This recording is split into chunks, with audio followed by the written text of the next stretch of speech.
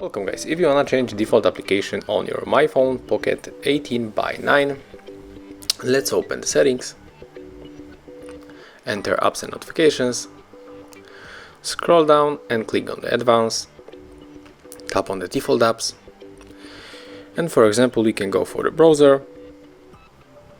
As you can see, now I have only one application, that is browser, so we can go to the Google Play Store and download the other. So in my case it will be the Opera. Tap on the install and just wait a little bit.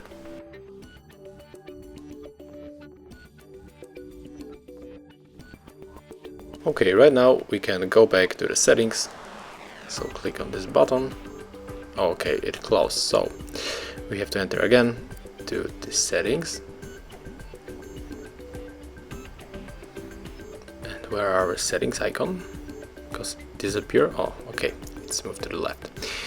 So enter the apps again, scroll down, advanced default apps, tap on the browser, and here we are with the Opera Mini and Google Chrome, and now we can choose your favorite. I will stay with the Opera Mini. Thank you for watching, leave thumbs ups, comments and subscribe to our channel.